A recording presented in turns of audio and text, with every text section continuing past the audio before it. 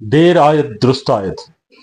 10 साल के बाद इलेक्शन कमीशन ऑफ इंडिया ने यह ऐलान किया है कि जम्मू कश्मीर में अब असेंबली इलेक्शन होने चाहिए, और आज ऐलान भी किया गया। 3 फेजेस में ये इलेक्शंस होंगे, 18 सितंबर, 25 सितंबर और 1 अक्टूबर।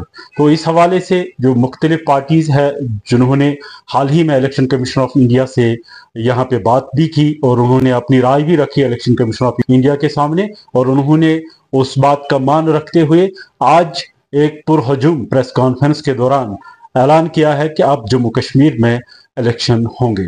इस हवाले से हम बात करेंगे अपनी पार्टी के जनरल सेक्रेटरी, ये साबिक एमएलए पहलगाम भी रह चुके हैं और काफ़ी दिग्गज लीडर है, और सियासी एतबार से इनका जो कद है वो बहुत ही बुलंद है, और इनसे हम इस हवाले से बात करेंगे। मेरा मुद्दा मकसद सीधे है रफ़ी अहमद मीर साहब से। सर, आपका खैर मकदम है। शुक्रिया। तो ये जो आज बड़ी 10 साल के बाद अब ऐलान हुआ है, तो आपका क्या कहना है इस हवाले से? क्या देर हो गई या देर आए दुरुस्त आयत मामला है? मुझे ज़ाती तौर खुशी है, मुझे ही नहीं, मुझे लगता है वैसे पार्टी की, अपनी पार्टी की तरफ से भी मैं इसका फैसले का खैर मकदम करता हूँ। हमारी पार्टी कोई ज़्यादा पुरानी नहीं है, 4 साल हमारी पार्टी को हुए बने हुए। हम तब से रोज़ अव्वल से ये कहते आए हैं कि जमहूरी निज़ाम में इलेक्शंस का कोई मुतबादिल नहीं है, लोगों की नुमाइंदगी होनी चाहिए, असेंबली और गवर्नमेंट इन प्लेस होनी चाहिए। ये हमारा पहले दिन से ही मौक़िफ़ था। तो आज जबकि ये फैसला इलेक्शन कमीशन ने अल्टीमेटली किया ही है, तो इसमें न सिर्फ हमें इलेक्शन कमीशन का बल्कि सुप्रीम कोर्ट ऑफ इंडिया का भी शुक्रगुजार रहना चाहिए। वो हमारे लोगों को, यहाँ पर रहने वाले वोटर्स को, पॉलिटिकल पार्टीज़ को एक मौका दे रहे हैं लोगों तक पहुँचने का और वोट लेने का, और वोटर्स को भी काफ़ी मुद्दत के बाद एक अपॉर्चुनिटी मिल रही है कि वो अपने लिए एक फ़ैसला कर लें, अपने हक़ में फ़ैसला कर लें। क्योंकि अब तमाम लीडर्स सामने आएंगे, पार्टी सामने आएंगी, लेकिन एक वो बहुत ही नाजुक वक्त है, क्योंकि आज का मौका लोगों को गंवाना नहीं चाहिए। हमने स्टेट खोई है, हमने कुछ कवानीन खोए हैं, हमने वज़राए आला के इख्तियारात खोए हैं।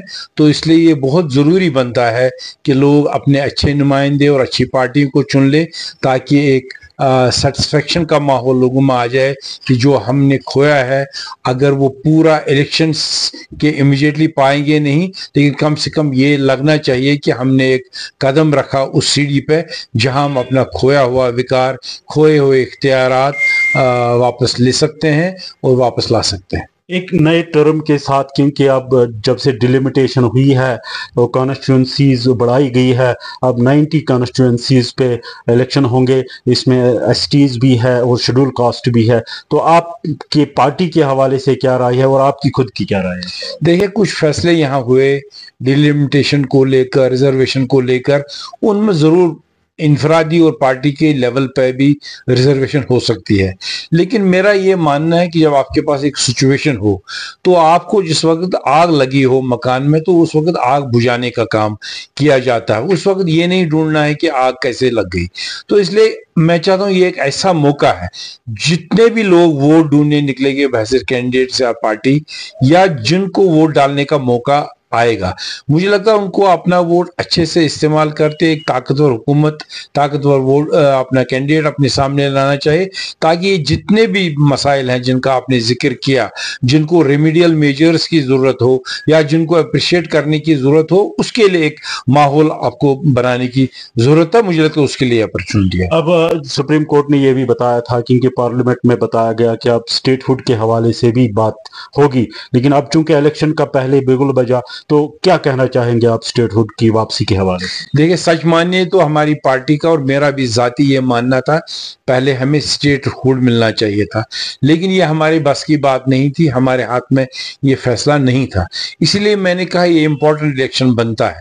अगर हम आज सिकेटर हो जाएंगे, कमज़ोर हो जाएंगे, वीक या कुछ कंट्रोवर्शियल तरीके से अपना इलेक्शन ठीक से एड्रेस नहीं कर पाएंगे तो हमारा गोल डिले नहीं होना चाहिए।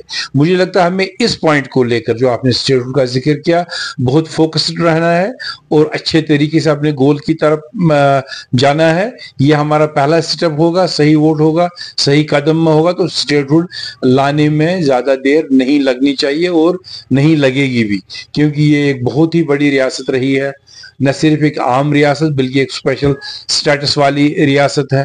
खुद मुख्तार थी ये रियासत, वज़राए आला के बहुत बड़े इख्तियारात थे, प्राइम मिनिस्टर वगैरह होता था। अगर हम उन चीज़ों का इस वक्त जिक्र करना ज़रूरी नहीं है, लेकिन अपने कम से कम ऐसे इख्तियारात जिसमें हमारे मुल्क के बाकी वज़राए आला है, कम से कम उस लेवल पर तो हमें आना चाहिए। तो क्या मैसेज रहेगी ऑल ओवर वोटर्स के लिए, क्योंकि अब जो नया यूथ इसमें इन 10 सालों में जुड़ गया है, क्योंकि आपने देखा पार्लियामेंट इलेक्शन यहाँ पे हुए और बढ़ चढ़ कर लोगों ने इंतखाबात में हिस्सा लिया, लंबी लंबी कतारें देखने को मिली, जैसे कि आपने देखा कि बड़े मार्जिन से जो उम्मीदवार है वो कामयाब हो गए। तो क्या मैसेज रहेगी ओवरऑल वोटर्स के लिए? मैं सिर्फ पार्टी ही तरफ से नहीं, मैं दिल से एक बात कहना चाहूँगा। जब वोटर अपना वोट डालता है तो कभी कभी हमारे तजुर्बे में लोग वोट का मुआवजा पैसा नहीं, वो कहते हैं इसके बदले में हमें डेवलप मिलेगी, क्या मिलेगी। लेकिन मैं सोचता हूँ आज का जो वोट होगा ये एक टर्निंग पॉइंट होना चाहिए रियासत जम्मू कश्मीर के लिए। इसमें सोच समझ कर हिस्सा लीजिए, बढ़ चढ़ कर हिस्सा लीजिए, बल्कि ज़ाती मफादात और पिट्टी पॉलिटिक्स से ऊपर उठकर हिस्सा लीजिए, ताकि ये जो हमारा ढांचा यहाँ तहस नहस हुआ है पिछले 10 साल से, जैसे कवानीन जो यहाँ पे लागू हुए हैं उनको दुरुस्त करने के लिए, और जो रोजमर्रा के मुश्किलात हैं जो वैक्यूम यहाँ पे हुआ है उसको दूर करने के लिए बहुत होशियारी से और मुस्तैदी से वोट डाली। आपका बहुत बहुत शुक्रिया थे। ये थे रफ़ी अहमद मीर, साबिक MLA पहलगाम और आज ये जनरल सेक्रेटरी है अपनी पार्टी के। इनका ये कहना है कि ढांचे को सही सिमत में ले जाने के लिए वोटर्स को सही वोट का इस्तेमाल करना चाहिए और सही नुमाइंदे को चुनना चाहिए और हुकूमत बननी चाहिए और वोटर्स को बढ़ चढ़ कर हिस्सा लेना चाहिए। गुलजार अहमद गनाई,